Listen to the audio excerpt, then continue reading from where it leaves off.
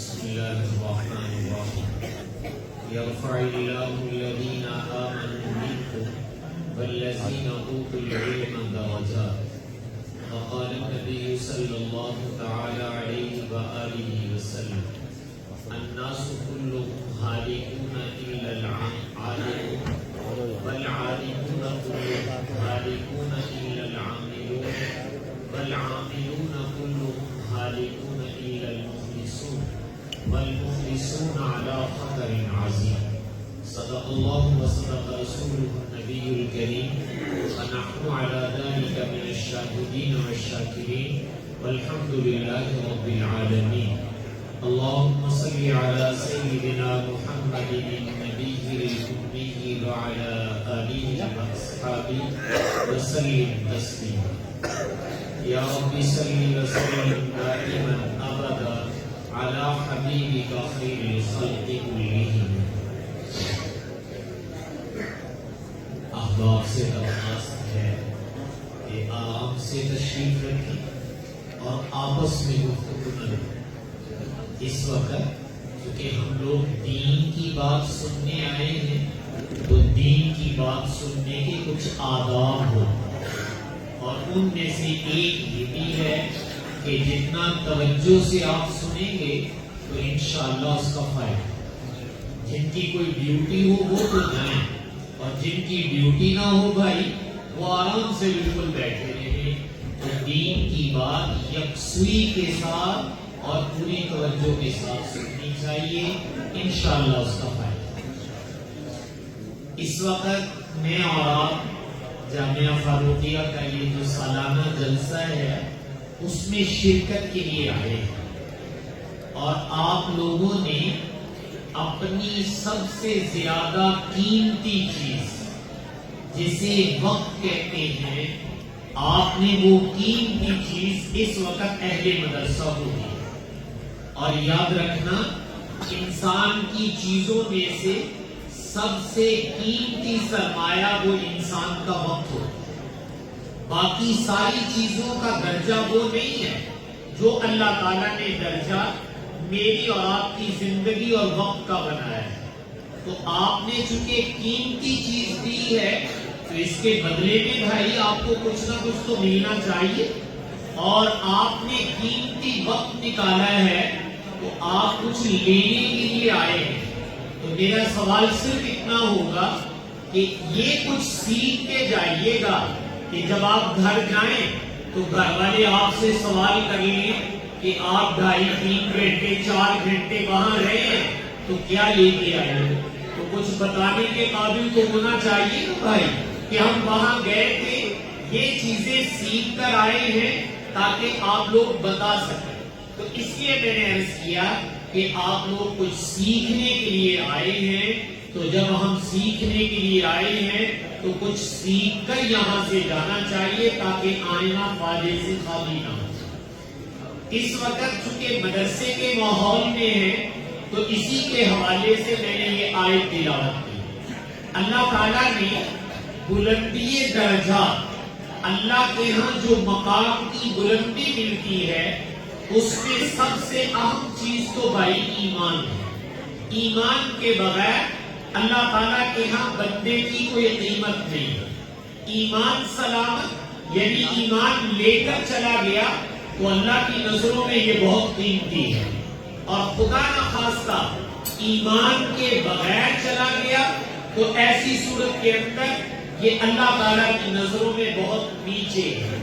اور حق تعالیٰ ایسے ہی لوگوں کے متعلق قرآن میں ارشاد فرماتے ہیں اولئک کالانعام بل هم اضل کہ یہ لوگ چوپائے ہیں بلکہ جانوروں سے بھی بدتر ہیں اللہ کی نظر میں جو ایمان کے بغیر ہے اور اگر ایمان کے ساتھ ہوں تو پھر ان کا مرتبہ اتنا اونچا ہے کہ جنت میں جب یہ داخل ہوں گے تو فرشتے ان کی خدمت میں آئیں گے اور سلامن سلامہ یعنی سلامی ان کو پیش کریں گے تو ایمان سب سے بلندی درجات کے لیے اہم ہے اور ایمان کے بعد جس چیز کا تذکرہ اللہ تعالیٰ نے فرمایا وہ یہ یرفع اللہ الذین آمنوا منکم والذین اوتوا العلم درجات، اللہ تعالیٰ جن کو علم کی دولت سے سرفراز فرماتے ہیں ان کو بھی بلندی درجات عطا فرماتے ہیں۔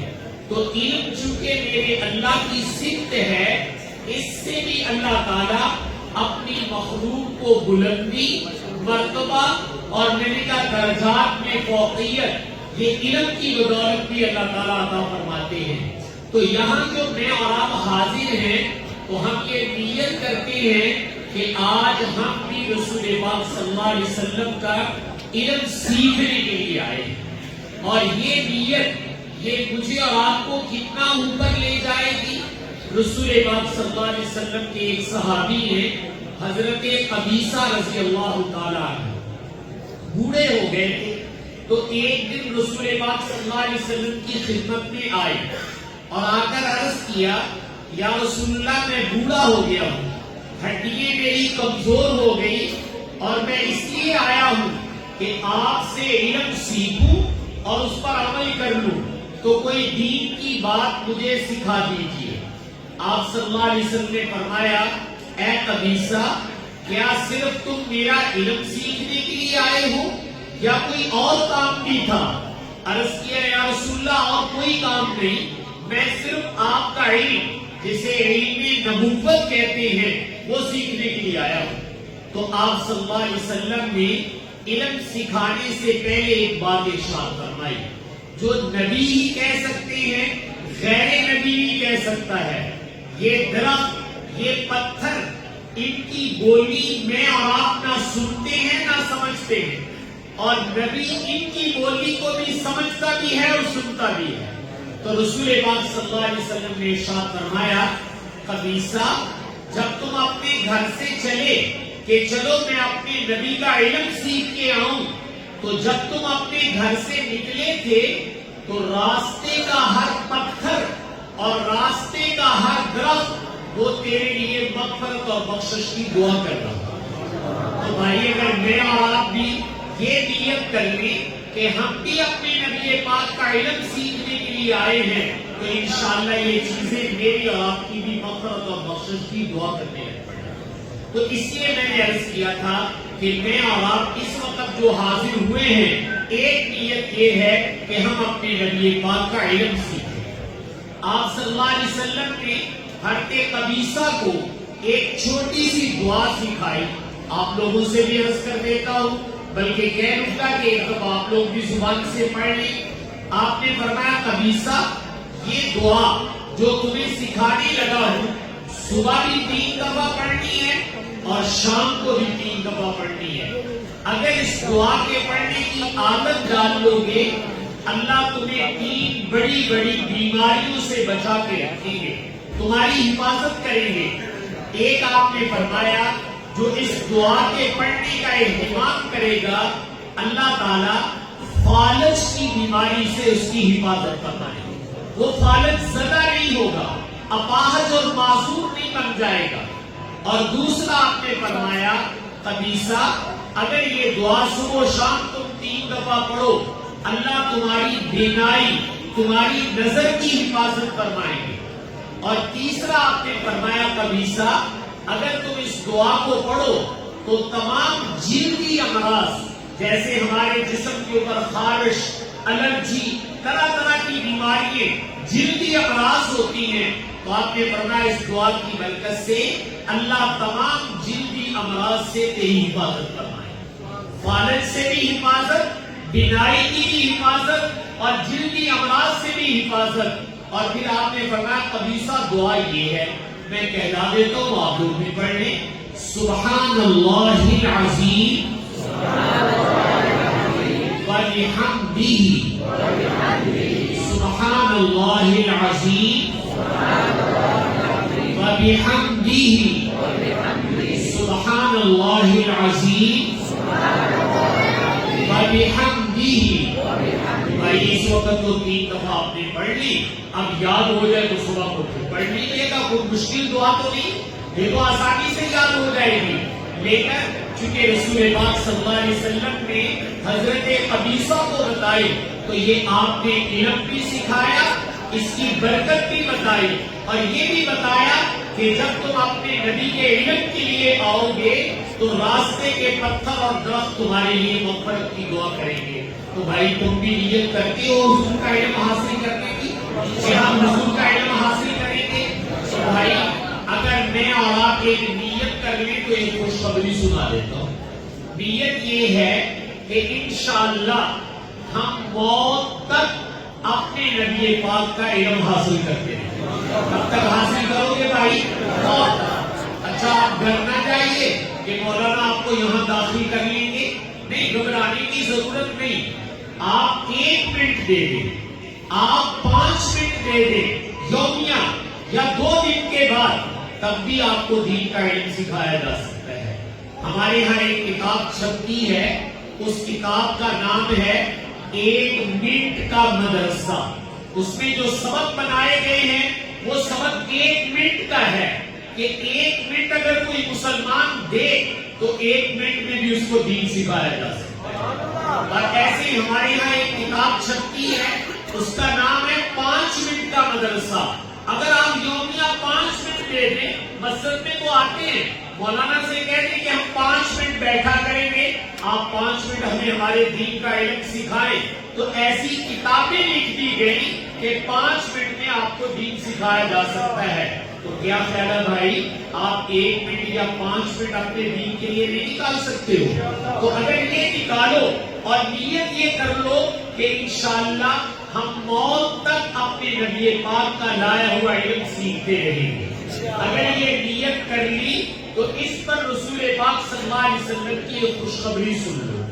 آپ نے ارشاد فرمایا من جاءہ الموت وهو يطلب العلم ليحيي به الاسلام فبينه وبين النبيين درجة واحدة او كما قال النبي صلی اللہ تعالی علیہ وآلہ وسلم. کہ موت تو بھائی آنی ہے. خوش قسمت سعادت مند ہے وہ آدمی جس کو علم حاصل کرتے ہوئے موت آئے. طالب علمی کے زمانے میں موت آ جائے یہ خوش قسمت ہے. اور یہ جو میں اور آپ اپنے نبی پاک کا علم حاصل کرتے ہیں، اس کی غرض کیا ہے؟ اس کی غرض یہ کہ اللہ تعالیٰ دین اسلام میری اور آپ کی زندگی میں زندہ فرمائے، ہم اس پر عمل پیرا ہوں، یہ غرض ہے. تو آپ نے فرمایا جس کو اس حالت میں موت آئی کہ وہ اپنے نبی پاک کا علم حاصل کر رہا تھا، یطلب العلم، وہ طالب علم تھا، بھلے 1 منٹ دیتا تھا یا 5 منٹ دیتا تھا، لیکن نیت یہ تھی کہ میں نے موت تک اپنے آپ کو علم کے ساتھ وابستہ رکھنا ہے. تو آپ نے اس کو یہ خوشخبری سنائی. خوشخبری سننے سے پہلے ایک بات سمجھ لیں، اس وقت میں اور آپ لاہور میں بیٹھے ہوئے ہیں، ہم مدینہ طیبہ سے سینکڑوں میل دور ہیں، اور دل یہ چاہتا ہے کہ اللہ تعالی ہم سب کو مدینہ طیبہ کی حاضری نصیب فرمائے. اور اسی طرح سرور کونین صلی اللہ علیہ وسلم دنیا سے تشریف لے گئے، 14 صدی گزر گئی، 15ویں صدی چل رہی ہے، ہم 15ویں صدی کے اندر آئے ہیں، 1500 سال بعد میں آئے ہیں. ہمارا زمانہ بھی بڑا دور ہے، ہماری جگہ بھی بڑی دور ہے، لیکن دل یہ چاہتا ہے کہ اب اپنے نبی کا قرب مل جائے. اپنے نبی کا کیا مل جائے بھائیو؟ قرب مل جائے. یہ دوری ختم ہو جائے، چاہے وہ زمانے کی دوری ہو چاہے وہ جگہ کی دوری ہو، یہ دوری ختم ہو جائیں اور حضور کا قرب مل جائے.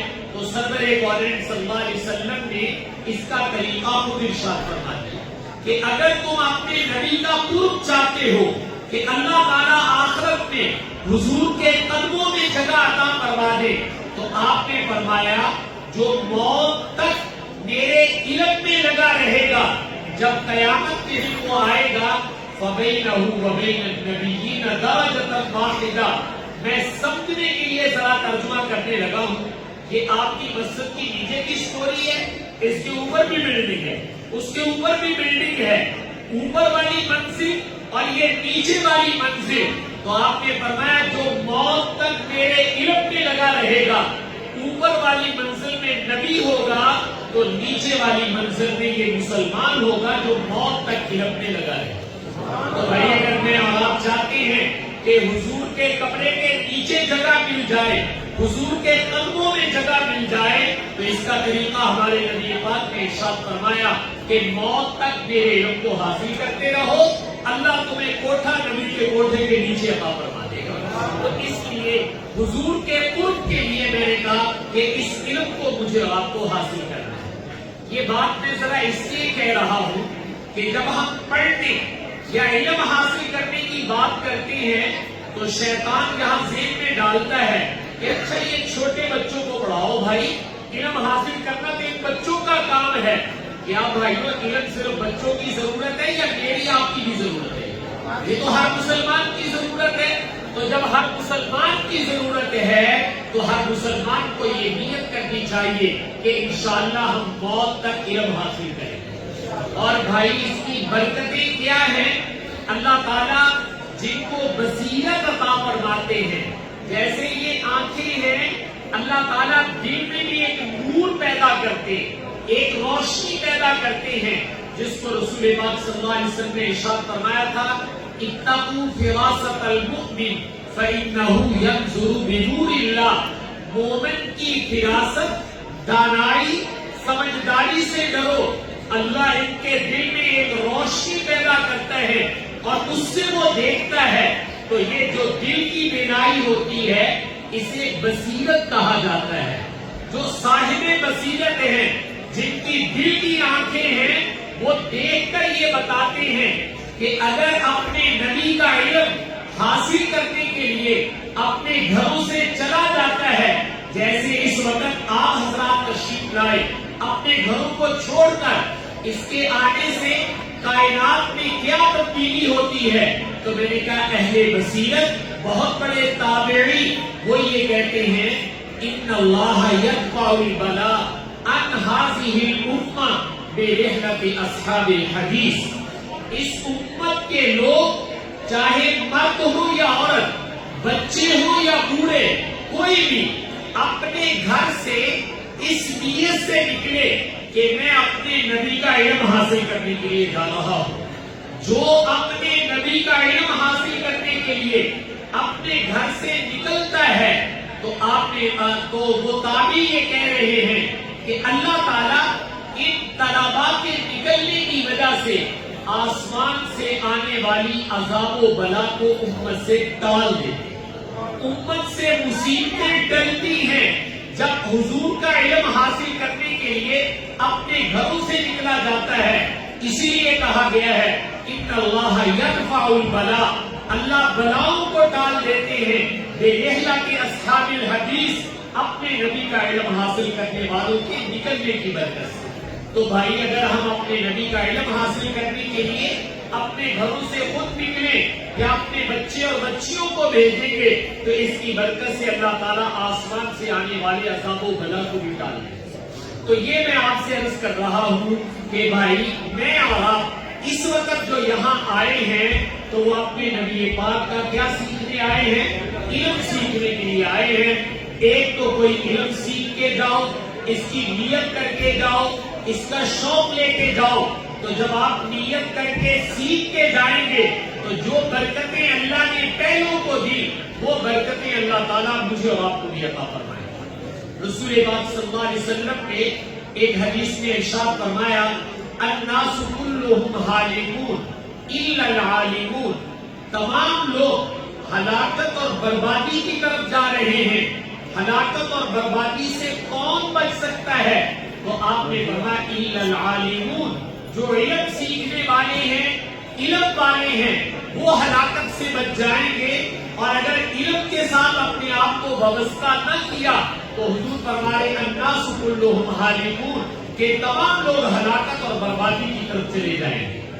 پھر آپ نے دوسری بات فرمائی والعالمون کلہم ہالکون الا العاملون، علم والے بھی ہلاک ہو جائیں گے لیکن وہ بچیں گے جو اپنے علم کے مطابق عمل بھی کرنے والے، چونکہ ہمارا دین وہ اکیلے علم کا نہیں کہتا بلکہ علم کے مطابق عمل کرنے کا بھی کہتا ہے۔ اور تیسری بات آپ نے فرمائی والعاملون کلہم ہالکون الا المخلصون، عمل والے بھی ہلاک ہو جائیں گے سوائے ان کے جو علم اور عمل اللہ تعالیٰ کو راضی کرنے کے لیے حاصل کرتے ہیں، جن کو آپ مخلصین کہتے ہیں۔ تو گویا تین باتیں آپ نے کہہ دی. ہلاکت، تباہی اور بربادی سے بچنے کے لیے نبی پاک صلی اللہ علیہ وسلم نے جو لاہ عمل بتلایا ہے بھائیو وہ یہ کہ علم بھی حاصل کرو، علم کے مطابق عمل بھی کرو، اور علم اور عمل صرف اللہ تعالیٰ کو راضی کرنے کے لیے حاصل کرو. تو یہ علم، عمل اور اخلاص، یہ تینوں باتیں میں نے اور آپ نے حاصل کرنی ہے. علم کے بغیر بھی بھائی زندگی ادھوری ہے. بلکہ میں اگلی بات کہہ دیتا ہوں، اللہ تعالیٰ اگر اپنے نبی پاک کا علم عطا فرما دے تو تھوڑے وقت میں زیادہ کمائی انسان کر لیتا ہے، اور علم نہ ہو تو ٹکریں لگاتا رہتا ہے لیکن کمائی نہیں ہوتی. چلے میں ایک مثال عرض کر دیتا ہوں. رسول پاک صلی اللہ علیہ وسلم کی زوجہ مطہرہ ہیں حضرت جویریہ رضی اللہ تعالیٰ. آپ صلی اللہ علیہ وسلم تہجد کی نماز کے لیے اٹھے تو وہ بھی تہجد میں اٹھ گئی اور تہجد کی نماز ادا کی. پھر اللہ اللہ کرتے رہے. جب فجر کی اذان ہو گئی تو آپ صلی اللہ علیہ وسلم مسجد میں تشریف لے گئے. فجر کی نماز پڑھی، پھر آپ مسجد میں بیٹھے رہے. اشراق کی نماز پڑھی، اشراق کی نماز پڑھنے کے بعد پھر آپ بیٹھے رہے. چاش کی نماز پڑھی، آج کل یوں سمجھے 9-10 بجے کے درمیان. تو آپ فارغ ہو کر 9-10 بجے کے درمیان دوبارہ گھر آئے. جب گھر آئے تو دیکھا آپ کی زوجہ مطہرہ اسی طرح مصلی پر بیٹھی ہوئی ہیں جیسے صبح تہجد کے وقت بیٹھی ہوئی. تو آپ نے پوچھا جویریہ صبح سے ایسے بیٹھی ہوئی ہو یا اٹھ کر گھر کا کام کاج کر کے دوبارہ مصلی پہ آ گئی ہو؟ عرض کیا یا رسول اللہ صبح سے بیٹھی ہوئی، یعنی درمیان میں کوئی کام نہیں کیا. فرض کریں اگر 4 بجے بھی کوئی تہجد کے لیے اٹھے، 5, 6, 7, 8, 9 یہ 5 گھنٹے تو بن جاتے ہیں. تو 5 گھنٹے مصلی میں بیٹھنا، اللہ کا کرنا، یہ میرے اور آپ کے بس کی بات تو نہیں ہے. ہمارے تو گھٹنے اسی وقت درد کرنے شروع کر دیتے ہیں آدھے گھنٹے کے بعد کہ مولانا ہمارے سے تو نہیں بیٹھا جاتا ہے. یہ باکمال لوگ تھے، یہ نبی کی بیویاں تھی، اس سے جو ذوق میرے نبی میں تھا وہ ان کے اندر بھی تھا. تو وہ خواتین 5 گھنٹے مصلی پر بیٹھ کے اللہ اللہ کر رہی، نوافل، ذکر، دعائیں مانگ رہی. لیکن آپ صلی اللہ علیہ وسلم کی نظر صرف ان لوگوں پر نہیں تھی جو آپ کی زندگی میں موجود تھے. آپ کی نظر قیامت تک آنے والے امتیوں پر. اس لیے آپ نے جو دین پیش کیا، جو لاہ عمل پیش کیا، یاد رکھیے گا وہ صرف صحابہ کو سامنے رکھ کے نہیں پیش کیا ہے، وہ مجھے اور آپ کو بھی سامنے رکھا گیا ہے. میری اور آپ کی کمزوری کو بھی سامنے رکھا گیا ہے کہ میں ایسا دین اور لاہ عمل لے کے جاؤں کہ بعد میں آنے والی امت جو کمزور اور نازل ہوگی دینی اعتبار سے وہ بھی عمل کر سکے. اگر وہی عمل کر دیتے تو میں تو یہ ان کے لیے ہوتا، میرے اور آپ کے لیے نہ ہوتا. تو آپ صلی اللہ علیہ وسلم نے ایک بات فرمائی. آپ نے فرمایا جویریہ میں جب تمہارے سے جدا ہوا نا، مسجد میں گیا تو فجر کی نماز پڑھی اور اس کے بعد میں نے 5 کلمات 3 دفعہ پڑھے. 5 کلمات کتنی دفعہ پڑھے ہیں؟ 3 دفعہ. جو کلمات میں نے پڑھے ہیں، میرے کہے ہوئے بول، میرے کہے ہوئے کلمات، اگر ان کا وزن تیری 5 گھنٹے کی عبادت کے ساتھ کیا جائے تو میرے ان 5 کلمات کا وزن تیری ساری عبادت سے زیادہ ہوگا. تیری 5 گھنٹے کی عبادت اور نبی کے زبان سے نکلے ہوئے بول جو صرف 3 دفعہ کہے گئے ہیں، آپ نے فرمایا اس کا وزن یعنی اس کا اجر و ثواب تیرے 5 گھنٹے کی نفلی عبادت سے زیادہ ہو جائے. اب حضرت جویریہ حیران ہو رہی تو آپ نے پوچھا جویریہ تمہیں بھی بتا دوں تاکہ تو بھی پڑھ لے. 5 گھنٹے عبادت کرنا یہ میرے اور آپ کے تو بس کی بات نہیں تھی کہ ہم 5 گھنٹے مصلی پہ بیٹھے. قربان جائیں اپنے نبی کے جو میری اور آپ کی کمزوری کو سامنے رکھ کے آسان نسخہ بتا رہے. تو آپ نے پہلے وہ 5 کلمات پڑھ حضرت جویریہ کو سکھائے. سبحان اللہ و بحمدہ عدد خلقہ و رضا نفسہ و زینت عرشہ و مداد کلماتہ. سبحان اللہ و بحمدہ عدد خلقہ و رضا نفسہ وزینت عرشہ ومداد کلماتہ سبحان اللہ وبحمدہ عدد خلقہ ورضا نفسہ وزینت عرشہ ومداد کلماتہ. بھائی میں نے بھی آپ کے سامنے 3 دفعہ پڑھی ہے 5 کلمے. اس پہ کتنے منٹ لگے ہیں؟ اگر آپ گھڑی دیکھتے تو شاید 1 منٹ بھی نہیں ہے. 1 منٹ زیادہ سے زیادہ لگ گیا ہوگا. میں صرف بتانا یہ چاہتا ہوں کہ نبی کا علم یہ وہ دولت ہے کہ اگر یہ میرے اور آپ کے پاس آ جائے تو نبی کے علم کے ذریعے سے آپ 1 منٹ میں وہ سفر طے کر سکتے ہیں جو 5 گھنٹوں میں طے کیا. 5 گھنٹے کا سفر پیچھے رہ جائے گا نیکی کا، اور 1 منٹ کا سفر اس سے بھی تمہیں آگے لے جائے گا. یہ نبی پاک کے علم کی برکت ہے. تو اس سے بھائی کیا خیال ہے، ایسا علم سیکھ لینا چاہیے کہ نہیں سیکھ لینا چاہیے؟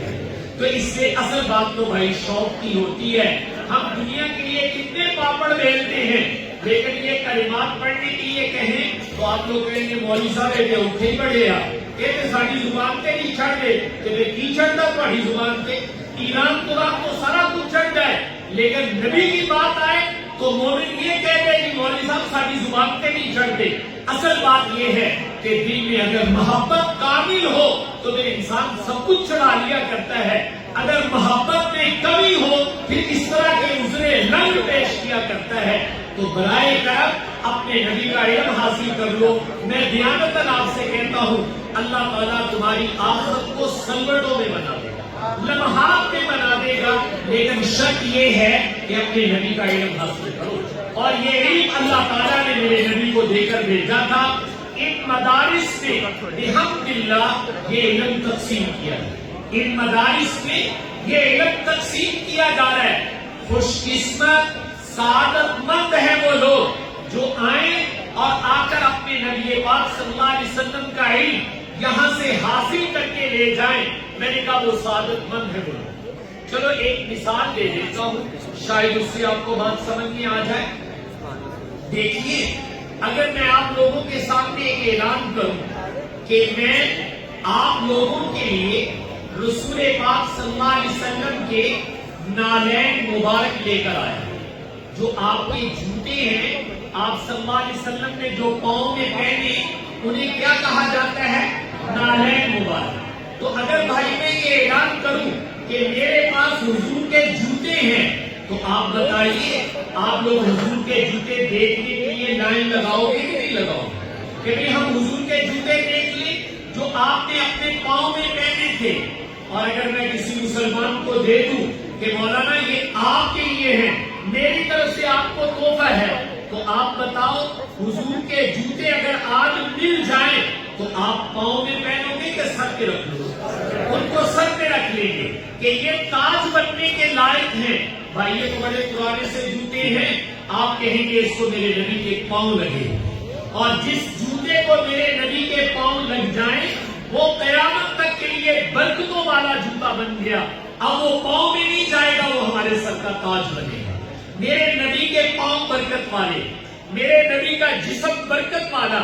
اس جسم سے جو کپڑا لگ جائے وہ کپڑا بھی قیامت تک کے لیے برکت والا بن جاتا ہے. ایک دفعہ آپ کی ایک صحابیہ آپ کے لیے کپڑا بن کے لائی اور آپ نے زیب تن فرمایا اپنے جسم کے اوپر، اور بہت اچھا کپڑا تھا، آپ کو بھی بڑا اچھا لگ رہا تھا. آپ پہن کر آئے تو آپ نے اس خاتون کی دلداری کے لیے صحابہ اکرام سے فرمایا کہ بھائی یہ جو میں نے چادریں پہنی ہوئی ہیں یہ خوبصورت لگ رہی، اچھی لگ رہی. تو صحابہ اکرام نے عرض کیا جی ہاں یا رسول اللہ بہت خوبصورت لگ رہی.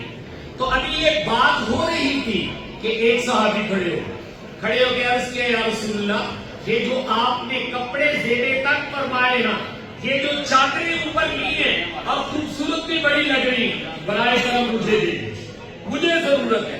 تو آپ اٹھے اور گھر چلے گئے اور گھر والوں سے کہا بھائی ہمارے پرانے کپڑے دے دو، یہ کپڑے ایک ضرورت مند نے مانگ لیے ہم ان کو دیں. آپ کے پاس اگر کوئی چیز موجود ہوتی تو آپ انکار نہیں فرمایا کرتے. آپ گھر میں گئے تو پیچھے سے صحابہ اکرام اس کو ڈھونڈنے لگے کہ بھئی آپ نے ابھی تازہ کپڑے پہنے تھے اور تو نے ابھی سوال کر لیا، کوئی 2-4 دن ٹھہر جاتا پھر لے لیتا. تو انہوں نے عرض کیا کہ میں نے پہننے کے لیے کپڑے نہیں مانگے. جب آپ نے پہنے تو جس میں اقدس کے ساتھ لگ گئے, جس میں اقدس کی برکت ان کپڑوں میں آ گئی, تو میرا دل چاہا کہ کھڑے ہو کے سوال کر لیتا ہوں. انکار تو ہونا نہیں ہے, مل جائیں گے تو سنبھال کے رکھ لوں گا اور اپنے گھر والوں کو کہہ دوں گا ان کپڑوں میں مجھے کفن دے دیا. یہ تو میں نے اپنے کفن کے لیے مانگے. یہ صحابہ کرام بھی سمجھتے تھے کہ یہ کپڑے بھی برکت والے, یہ جوتے بھی برکت والے, ایک ایک چیز میرے نبی کی برکت والی. آپ لوگوں نے اپنے علماء سے سن رکھا ہے, مسجد نبوی میں پہلے سرور کونین صلی اللہ علیہ وسلم منبر نہیں تھا, ایک کھجور کا خشک تنا تھا, آپ اس کے ساتھ یوں ٹیک لگا کر خطبہ ارشاد فرمایا کرتے تھے. صحابہ نے آپ کے لیے منبر بنایا. جب منبر بنا تو آپ خطبہ ارشاد فرمانے کے لیے منبر پر آ گئے. جب حدیث میں آتا منبر پر آئے, وہ جو کھجور کا تنا تھا نا جس سے آپ ٹیک لگا کر خطبہ دیا کرتے تھے, اس نے اونچی آواز میں رونا شروع کر دیا. صحابہ فرماتے ہیں اس کے اندر سے رونے کی آواز ایسے آ رہی تھی جیسے بچہ بل بلا کے روتا ہے, ایسے رو رہا. تو آپ اوپر سے نیچے تشریف لائے, اس کو یوں اپنے ساتھ بغل گیر کیا اور کچھ کلمات بھی اس کو کہے, کچھ وعدے بھی اس کے ساتھ کیے, اور تھوڑی دیر کے بعد وہ رونے کی آواز ختم ہو گئی. سوال یہ ہے, یہ تنا کیوں رونے لگ پڑا ہے, اس کو کیا ہوا ہے؟ تو بھائی یہ تنا بھی سمجھنا تھا کہ پہلے میرے نبی کی کمر میرے ساتھ لگتی تھی, برکتیں مجھے ملتی تھی. آج حضور منبر پر چلے گئے تو وہ برکتیں ساری کدھر چلی گئی؟ منبر پر چلی گئی. یہ تو بے جان چیزوں کو بھی احساس ہے. تو کیا خیال ہے, حضور کا کوئی تبرک لینے کو جی چاہتا ہے کہ نہیں چاہتا ہے؟ بھائی حضور کا کوئی تبرک لینے کو جی چاہتا ہے تم لوگوں کا کہ حضور کا کوئی تبرک ہمیں بھی ملنا چاہیے نا, ہم بھی تو کلمہ گو ہیں. بتاؤ حضور کے جوتے مبارک کتنے ہیں کہ پوری امت میں تقسیم کریں؟ کتنی جوتیاں حضور چھوڑ کر گئے, کپڑے اتنے چھوڑ کر گئے کہ پوری امت میں تقسیم کریں. نہ کپڑے اتنے ہیں نہ جوتے اتنے ہیں, لیکن ہر مسلمان کے دل کی خواہش ہے کہ مجھے اپنے نبی کا تبرک ملنا چاہیے. کیا ملنا چاہیے؟ اپنے نبی کا تبرک ملنا چاہیے. تو اللہ تعالیٰ کہتے ہیں گھبراؤ نہیں, ہم تمہاری خواہش پوری کرتے ہیں. ہم تمہاری خواہش کیا کر دیتے ہیں؟ پوری کر دیتے ہیں. اس کو سمجھنے سے پہلے ایک بات اور سمجھ لیجیے. میں آپ لوگوں سے ایک سوال کرنے لگا ہوں, سوچ کے ذرا جواب دیجیے گا. یہ بات میں اس لیے کہہ رہا ہوں, میں نے شروع میں بھی آپ سے کہا ہے کہ جب آپ لوگ بیان کے لیے بیٹھے نا بھائی, تو یہ دماغ ذرا حاضر کر کے بیٹھا اور پوری توجہ بات کرنے والے کی طرف ہونا چاہیے. کبھی منہ اٹھا کر ادھر دیکھنا, کبھی ادھر دیکھنا, یہ بےہودگی ہوتی ہے. اس کا مطلب یہ کہ آپ کو بات سننے کا سلیقہ نہیں, بات سننے کا سلیقہ سیکھنا پڑتا ہے. تو اس لیے آپ سے کہہ رہا ہوں کہ اس کا جواب آپ سوچ کے دیجیے گا. یہ بتاؤ, سرور کونین صلی اللہ علیہ وسلم کے پاؤں مبارک بھی برکت والے ہیں, لیکن پاؤں میں برکت زیادہ ہے یا زبان میں برکت زیادہ ہے؟ زبان میں برکت زیادہ ہوتی ہے. پاؤں میں برکت زیادہ ہے یا آپ کے دل مبارک میں برکت زیادہ ہے؟ تو یقیناً دل میں برکت زیادہ ہوتی ہے. پاؤں کی برکت اپنی جگہ, لیکن دل کے بارے میں اللہ تعالیٰ فرماتے ہیں قرآن کہاں اترتا ہے؟ تو قرآن خود کہتا ہے اعلیٰ قلبی. ہم جب قرآن بھیجتے ہیں اس کے اترنے کی جگہ کیا ہے؟ تو فرمایا میرے نبی کا دل اس کے اترنے کی جگہ ہے. تو قرآن کہاں اترتا تھا؟ آپ کے قلب اطہر پر اترتا تھا. تو یہ قرآن, یہ احادیث, یہ علوم نبوت جسے آپ کہتے ہو, علم دین جسے تم کہتے ہو بھائی, یہ میرے نبی کے دل سے نکلا ہوا. کہاں سے نکلا ہوا ہے؟ میرے نبی کے دل سے نکلا. اور جب باہر آنے لگا اس علم نے میرے نبی کی زبان کا بوسہ لیا, میرے نبی کی زبان کو چوما اور چوم کر یہ باہر آیا ہے. علم نبوت میں میرے نبی کے دل کی برکتیں بھی موجود ہیں اور علم نبوت میں میرے نبی کی زبان کی برکتیں بھی موجود ہیں. تو کیا خیال ہے اگر تم اپنے نبی کا علم لے کے جاؤ گے تو یہ تبرک تمہیں مل جائے گا کہ نہیں مل جائے گا؟ لیکن ناقدری یہ ہے کہ جھوٹوں کا میں اعلان کروں تو پورا شہر امڑ کے آ جائے, لیکن نبی کے علم کو سکھانے کا اعلان کیا جائے تو ہم منہ گھسوڑ کر باہر چلے جاتے ہیں. اس کا مطلب یہ کہ ہمیں اپنے نبی کے علم کی قدر دے. تو یہ اللہ تعالیٰ نے میرے اور آپ کے لیے انتظام کیا ہے کہ امت کے لوگوں، اگر تم اپنے نبی کے دل اور زبان کا تبرک لینا چاہتے ہو، ہم قیامت تک اس کو باقی رکھیں گے، اور وہ تمہارے نبی کا علم ہے. تو بھائی جو بچے جو بڑے یہاں علم حاصل کر رہے ہیں، ان کو اپنی قسمت پہ نازا ہونا چاہیے کہ میرے اور آپ کے پاس میرے اور آپ کے نبی کی زبان اور قلب اطہر سے نکلا ہوا علم موجود ہے. تو اس سے اس علم کو محبتوں کے ساتھ حاصل کرو بھائی. اور جہاں یہ علم تقسیم کیا جا رہا ہے، یہاں بھی کشا کشا آؤ اور اپنے آپ کو اس کے ساتھ وابستہ کرو. دوسری چیز آپ نے فرمائی تھی وہ یہ کہ اس علم کے مطابق عمل بھی ہونا چاہیے.